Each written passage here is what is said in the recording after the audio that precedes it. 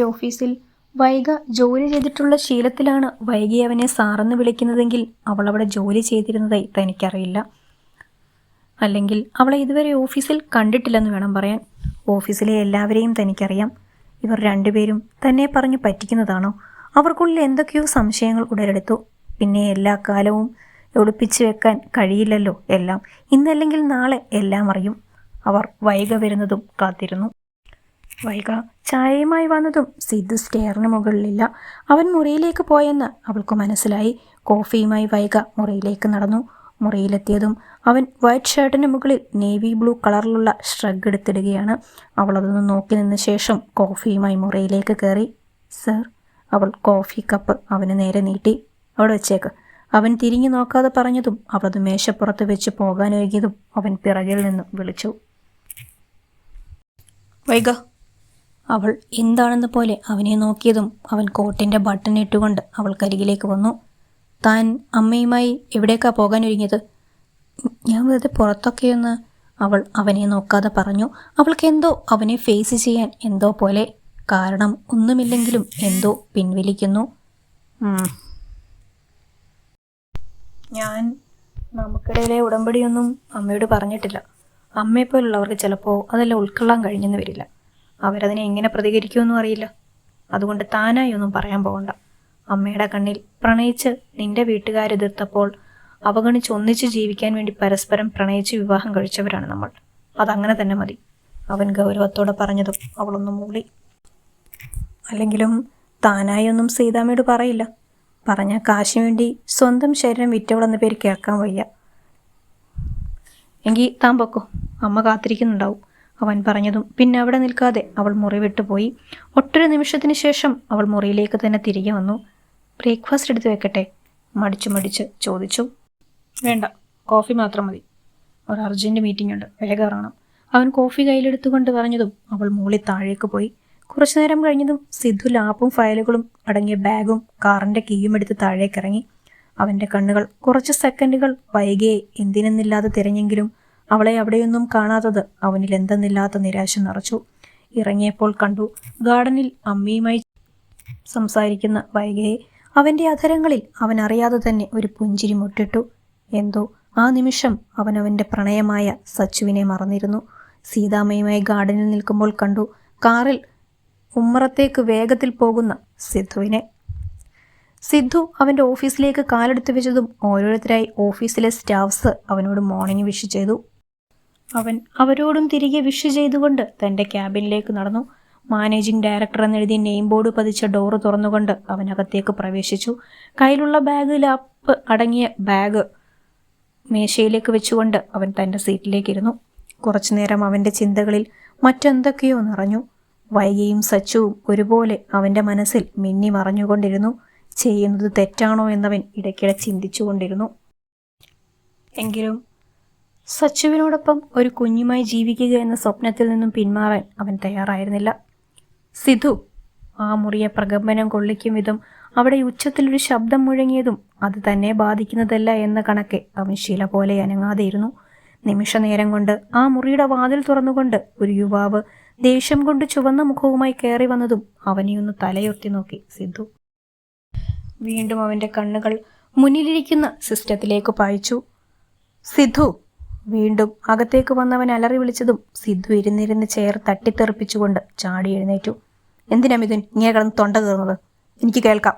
അവനും തിരിച്ച് അതേ ശബ്ദത്തിൽ പറഞ്ഞതും മിഥുൻ അവനെ കലിയോടെ നോക്കി. ഓ, നിനക്ക് ജീവനുണ്ട്, ഞാൻ കരുതിയില്ലെന്ന്.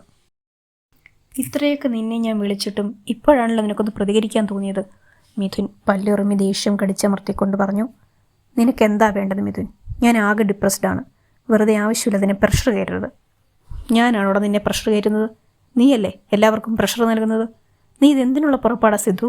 നിനക്ക് എന്താ പറ്റിയത്? ഒരു പാവം പെൺകുട്ടിയെ കെട്ടിക്കൊണ്ടുവന്ന് നിന്റെ സ്വാർത്ഥതയ്ക്ക് വേണ്ടി അതിൻ്റെ ജീവിതം ഇല്ലാതാക്കണോ? അവൻ്റെ വാക്കുകളിൽ നിസ്സഹായാവസ്ഥ നിറഞ്ഞു. ഓ, നിനക്കവൾ പാവമായിരിക്കും. പക്ഷേ ഈ സിദ്ധാർത്ഥൻ അങ്ങനെയല്ല.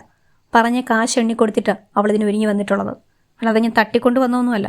സിദ്ധുവിൻ്റെ വാക്കുകളിൽ മിഥുനോടുള്ള ദേഷ്യം നിറഞ്ഞു. കാരണം അവൻ തന്നെ മാത്രം കുറ്റപ്പെടുത്തിയത് അവൻ അത്ര രസിച്ചില്ല.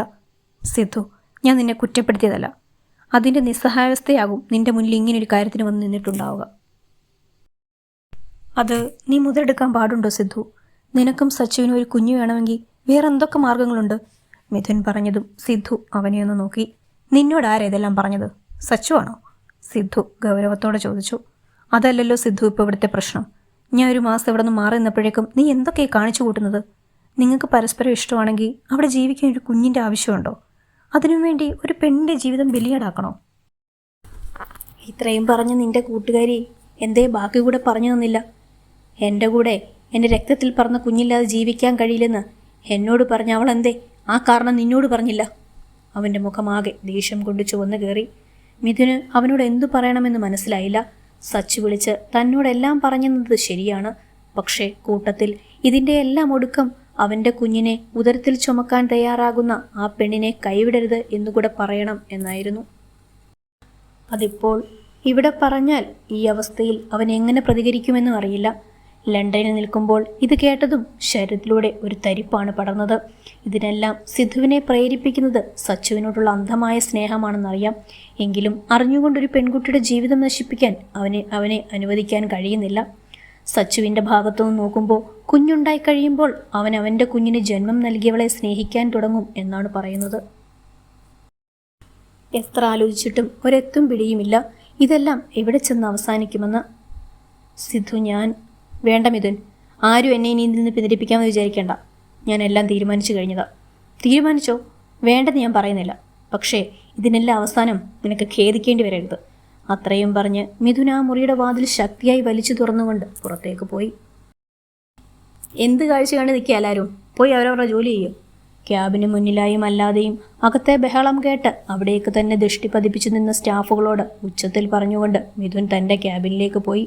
അവരെല്ലാം പരസ്പരം എന്തൊക്കെയോ പിറുപിറുത്തുകൊണ്ട് തങ്ങളുടേതായ ജോലികളിലേക്ക് തിരിഞ്ഞു. ഉച്ച കഴിഞ്ഞ് ഭക്ഷണമെല്ലാം കഴിച്ച് സീതാമ്മയോടൊപ്പം അവരുടെ മുറിയിൽ തന്നെ ഇരുന്നു വൈഗ. സിദ്ധുവിൻ്റെ മുറിയിൽ തനിച്ചിരിക്കാൻ തോന്നിയില്ല. സീതാമ്മയുടെ കൂടെ ഇരിക്കുമ്പോൾ തൻ്റെ അമ്മയുടെ കൂടെ ഇരിക്കുന്ന അതേ ഫീൽ. കുറച്ചുനേരം സീതാമ്മയോട് എന്തൊക്കെയോ സംസാരിച്ചിരുന്നു വൈഗ. അതിലവളുടെ ചെറുപ്പകാലവും അമ്മയോടൊപ്പമുള്ള സന്തോഷ ജീവിതവും അമ്മയുടെ മരണവും എല്ലാം കടന്നു വന്നു. മോളുവാ, സീതാമ്മയുടെ അരികിലിരിക്കെ. കസേരയിലിരുന്നിരുന്ന അവളെ അവർ തനിക്കരികിൽ കട്ടിലേക്ക് ക്ഷണിച്ചു. അവൾ ഒരു മടിയും കൂടാതെ അവർക്കരികിൽ വന്നിരുന്നതും കൈയെത്തിച്ച് അവളുടെ തലയിൽ പതിയെ തലോടി തുടങ്ങി സീതാമ്മ.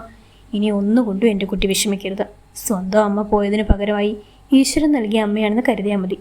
അല്ല, അമ്മ അങ്ങനെ തന്നെ മതി മരിക്കുവോളം. എനിക്കും വലിയ ആശയായിരുന്നു ഒരു പെൺകുഞ്ഞിനെ കൂടെ വേണമെന്ന്. എന്തോ എൻ്റെ ആഗ്രഹം വല്ലാതെ അങ്ങ് അധികരിച്ചതുകൊണ്ടാവും ഈശ്വരൻ സിദ്ധുവിൻ്റെ അച്ഛനെ നേരത്തെ അങ്ങോട്ട് വിളിച്ചത്. പക്ഷേ ഇപ്പം എനിക്ക് ഒത്തിരി സന്തോഷമുണ്ട്. എൻ്റെ സിദ്ധുവിൻ്റെ ഭാര്യയായിട്ടാണേലും നല്ലൊരു മോളെ തന്നല്ലോ. പറയുമ്പോഴെല്ലാം അവരുടെ കൈകൾ അവളുടെ മുടിയിൽ തലോടിക്കൊണ്ടിരുന്നു. അവരുടെ സ്നേഹത്തിൽ വൈകിയുടെ കണ്ണുകൾ നിറഞ്ഞു. ഞാൻ അമ്മയുടെ മടിയിലൊന്ന് കിടന്നോട്ടെ?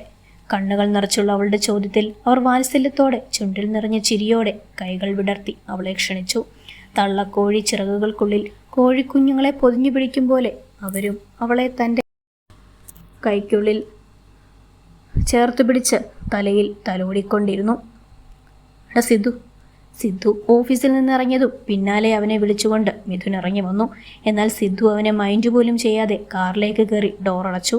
അവൻ്റെ നീക്കം മനസ്സിലാക്കിയ മിഥുൻ വേഗം കോ ഡ്രൈവർ സീറ്റിൽ കയറി ഡോറടച്ചു. സിദ്ധു അവനെ തറപ്പിച്ചു നോക്കിയതും അവനൊന്ന് ഇളിച്ചു കാണിച്ചു. സിദ്ധു ദേഷ്യത്തോടെ കാർ സ്റ്റാർട്ട് ചെയ്തു.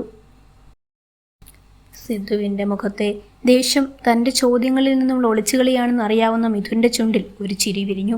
ഡാ, നീ ഒരു പിണക്കത്തിലാണോ? മിഥുൻ ചോദിച്ചതും മറുപടി നൽകാതെ കാറിൻ്റെ സ്പീഡൊന്ന് കൂട്ടി സിദ്ധു. എടാ സിദ്ധു, എന്തടം ദോഷം മോനെ. എൻ്റെ ചെവിക്കല്ലടിച്ചു പോയി. പെണ്ണ് കെട്ടിയപ്പോഴും നിനക്ക് മാറ്റമൊന്നുമില്ലല്ലോടാ. ഡാ, സിദ്ധു എന്നും ഒരുപോലെ ആയിരിക്കും. അല്ലാതെ ഒരു പെണ്ണ് ജീവിതത്തിലേക്ക് വന്നു കരുതി ഞാൻ മാറാനൊന്നും പോകുന്നില്ല. പറയുമ്പോൾ അവൻ്റെ മുഖത്ത് ഗൗരവം നിറഞ്ഞിരുന്നു. ഞാൻ വെറുതെ പറഞ്ഞതാടാ, നിന്നെ എനിക്കറിഞ്ഞൂടെ? എനിവേ, നിന്റെ പുതുപ്പെണ്ണ് അങ്ങനെയുണ്ട്. മിഥുൻ വൈകിയുടെ കാര്യം ചോദിച്ചതും സിദ്ധു പെട്ടെന്ന് കാർ സഡൻ ബ്രേക്ക് ഇട്ട് നിർത്തി. എന്താടാ, എന്തു പറ്റി? മിഥുൻ പെട്ടെന്നുള്ള അവൻ്റെ ഭാവമാറ്റത്തിൻ്റെ കാരണമറിയാതെ ചോദിച്ചു. നീ വാ, നമുക്കൊരു കോഫി കുടിച്ചുകൊണ്ട് സംസാരിക്കാം. സിദ്ധു പറഞ്ഞതും അവൻ്റെ മനസ്സ് അസ്വസ്ഥമാണെന്ന് മനസ്സിലാക്കിയ മിഥുൻ ഒന്നും മിണ്ടാതെ അവൻ്റെ കൂടെ ഇറങ്ങി. കോഫി ഹൗസിലേക്ക് കയറിയതും സിദ്ധു തന്നെ കോഫിക്ക് ഓർഡർ കൊടുത്തു. അതുവരും വരെ അവർ ഇരുവരും പരസ്പരം മിണ്ടിയില്ല. കോഫി വന്നതും ഒരെണ്ണം മിഥുനരികിലേക്ക് നീക്കി വെച്ചുകൊണ്ട് മറ്റേത് തനിക്കരികിലും നീക്കിവെച്ചു സിദ്ധു. സിദ്ധു, ഞാൻ ചോദിച്ചത് നീ എനിക്ക് ഉചിതമായ മറുപടി തന്നില്ല. മിഥുൻ അവനെ ഓർമ്മിപ്പിക്കും പോലെ ചോദിച്ചതും സിദ്ധു ഒരു ദീർഘനിശ്വാസത്തോടെ കോഫി ഒരു സിപ്പ് എടുത്തു. വൈകാലക്ഷ്മി ഒരു പാവം പൊട്ടിപ്പെണ്ണ്. ഞാൻ പറഞ്ഞ കാര്യങ്ങൾ അനുസരിച്ചുകൊണ്ട് അതിൻ്റെ നല്ല വശവും ചീത്തവശവും നോക്കാതെ അനിയത്തിക്ക് വേണ്ടി എടുത്തു ചാടി തീരുമാനമെടുത്തവൾ. അത് പറയുമ്പോൾ അവൻ്റെ മുഖത്ത് എന്തെന്ന് തിരിച്ചറിയാൻ കഴിയാത്ത ഭാവങ്ങളായിരുന്നു. മിഥുൻ അവനെ തന്നെ സൂക്ഷിച്ചു നോക്കി. എനിക്കിപ്പോഴും മനസ്സിലാകാത്ത കാര്യം, സ്വന്തം അനിയത്തി അല്ലാതിരുന്നിട്ടും ആ കുട്ടിക്ക് വേണ്ടി എങ്ങനെ അവൾക്കിതിന് തയ്യാറാകാൻ കഴിഞ്ഞുവെന്നാണ്. ചിലർ അങ്ങനെയാണ്ട, സ്വന്തം അല്ലെങ്കിൽ കൂടെയുള്ളവർക്ക് വേണ്ടി ജീവൻ വരെ കൊടുക്കാൻ തയ്യാറാവും. മിഥുൻ അവന് മറുപടി നൽകിയതും സിദ്ധു ഒന്ന് മൂളി. സിദ്ധു, ഞാൻ ഒരു കാര്യം പറഞ്ഞാൽ നീ അതെങ്ങനെ എടുക്കുമെന്ന് എനിക്കറിയില്ല. മിഥുൻ ഒരു മുഖവരിയോടെ പറഞ്ഞതും സിദ്ധു അവനെ ചെറഞ്ഞെന്ന് നോക്കി. നീ കാര്യം പറ, എന്നിട്ട് നോക്കാം. അത് പിന്നെ വൈകിയുമായി ഫിസിക്കൽ റിലേഷനിൽ ഏർപ്പെടാതെ തന്നെ നിനക്കൊരു കുഞ്ഞിന് വേണ്ടി ശ്രമിച്ചൂടെ? IVF അങ്ങനൊരു സാധ്യതയെക്കുറിച്ച് ചിന്തിച്ചൂടെ?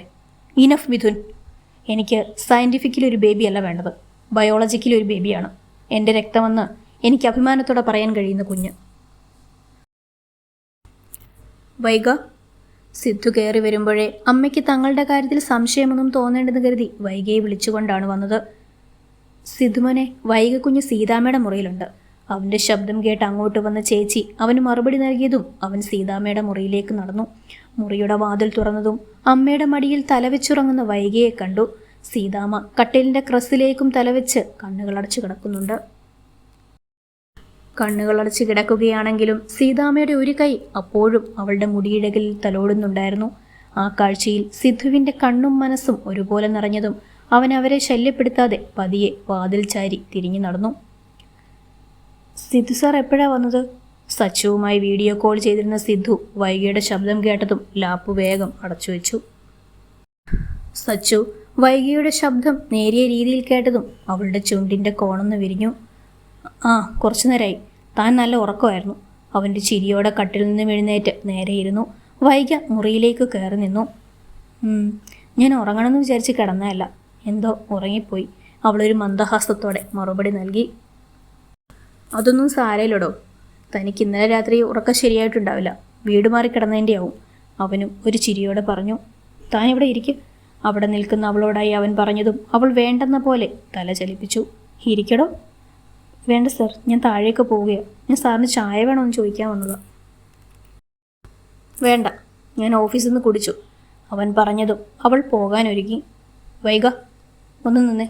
അവൾ തിരിഞ്ഞവനെ നോക്കിയതും അവൻ കട്ടിൽ നിന്നും എഴുന്നേറ്റ് അവൾ കരികിലേക്ക് നടന്നു. ഈ സാർ വിളി തനിക്കൊന്ന് മാറ്റിക്കൂടെ? അവനൊന്ന് മടിച്ചുകൊണ്ട് ചോദിച്ചതും അവളുടെ ചുണ്ടുകളൊന്ന് പുഞ്ചിയോടെ വിടർന്നു. മാറ്റണോ? അവളൊരു കുസൃതിയോടെ ചോദിച്ചു. എന്തോ വല്ലാത്തൊരകലം ഫീൽ ചെയ്യുന്നു. ശ്രമിക്കാം. പക്ഷേ പിന്നെ എന്ത് വിളിക്കും? വേറെ എന്തൊക്കെ വിളിക്കാനുണ്ട്? താൻ അമ്മ വിളിക്കുന്നത് പോലെ സിദ്ധു എന്ന് വിളിച്ചു. അവൻ പരിഹാരമാർഗം എന്ന പോലെ പറഞ്ഞു. അയ്യോ, അത് വേണ്ട. പിന്നെ സിദ്ധുവേട്ടൻ എന്ന് വിളിക്കാം.